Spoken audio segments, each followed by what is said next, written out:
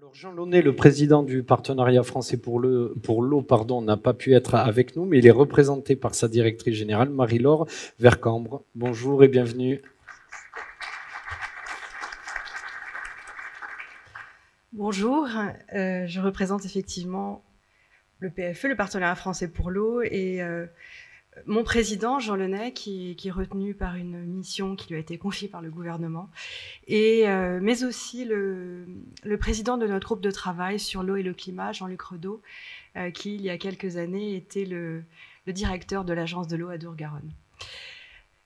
Quelle satisfaction d'être là aujourd'hui. Merci à Météo Climat, à Météo France, à l'agence de l'eau à Dour-Garonne, d'avoir répondu favorablement à notre proposition d'organiser cette journée aujourd'hui, ensemble, à Toulouse. Quelques mots sur le partenariat français pour l'eau, que vous connaissez peut-être moins bien que les autres organisateurs. Le PFE a été créé par le ministère de l'Environnement et le ministère des Affaires étrangères en 2007 pour que le secteur de l'eau puisse être représenté à l'international. Ça commençait à se faire dans d'autres pays. Et les ministères ont souhaité doter la France de ce genre d'organisation aussi. C'est une plateforme multi-acteurs qui rassemble 200 membres, qui a un statut associatif. Parmi ces membres, il y a des ministères, des établissements publics, comme les agences de l'eau, nos chères agences de l'eau avec qui nous travaillons beaucoup et qui nous soutiennent beaucoup. Il y a l'OFB, il y a des collectivités, je pense à Paris, je pense au département de l'Hérault. Il y a des entreprises, petites, grandes. Il y a des centres de recherche, le CNRS, INRAE, des centres de formation, l'OIO aussi. Il y a des associations, Action contre la faim, la Coalition Eau.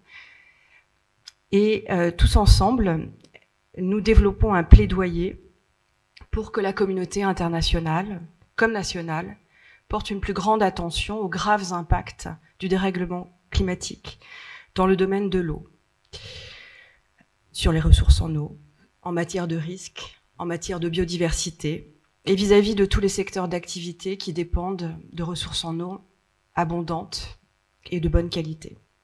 Alors, beaucoup a déjà été dit en introduction sur l'évolution du climat. Je rajouterais juste que beaucoup de désordres annoncés l'étaient déjà en 1992, et notamment dans le rapport spécial du GIEC dédié à l'eau en 2008. Alors, quels sont les messages principaux du PFE ?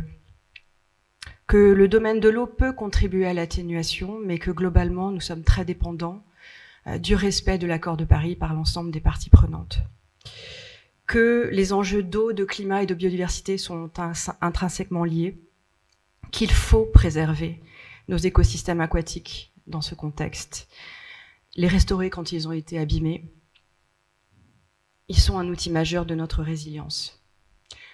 Sur la connaissance, il faut développer les diagnostics de vulnérabilité, renforcer le suivi et l'acquisition de données, améliorer et valoriser le partage des connaissances, approfondir la compréhension et faciliter la transmission. L'adaptation. Il nous faut chiffrer des objectifs en matière d'adaptation. Quel chemin, quel délai, comment mesurer le niveau d'adaptation d'un territoire, ce qui existe déjà beaucoup plus en matière d'atténuation. Toujours et encore ancrer cette gouvernance dans un système de gestion intégrée des ressources en eau, notre cher GIR. Et enfin, au sujet des puits de carbone, renforcer la connaissance sur le potentiel des puits naturels ou artificiels.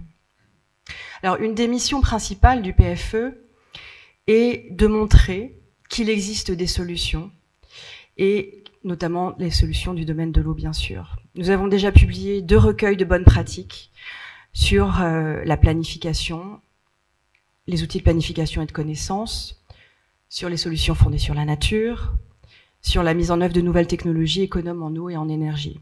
Nous serons présents à la COP26 à Glasgow avec certains d'entre vous. Nous avons organisé une dizaine de sessions. Et cette année, nous allons sortir 2 publications. Une sur les solutions qui s'offrent aux services d'eau potable et d'assainissement pour réduire l'empreinte carbone de ces services. Une autre sur les fameuses BECS, ces puits de carbone artificiels évoqués dans le précédent rapport du GIEC, au vu de leur impact potentiel sur les ressources en eau. Nous avons pensé que c'était notre rôle de travailler là-dessus.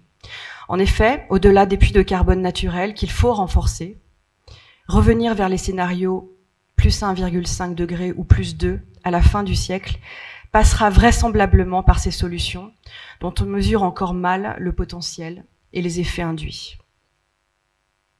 Nous avons souhaité qu'au-delà du diagnostic, qui fera l'objet de la première partie de cette journée, les deuxième et troisième tables rondes de cette conférence soient dédiées aux solutions. L'adaptation va devenir incontournable et c'est un point qui sera également éclairé par le rapport numéro 2 du GIEC que nous attendons en février et qui sera central pour le domaine de l'eau.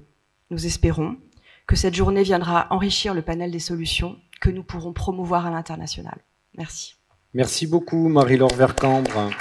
Je vous invite à prendre place.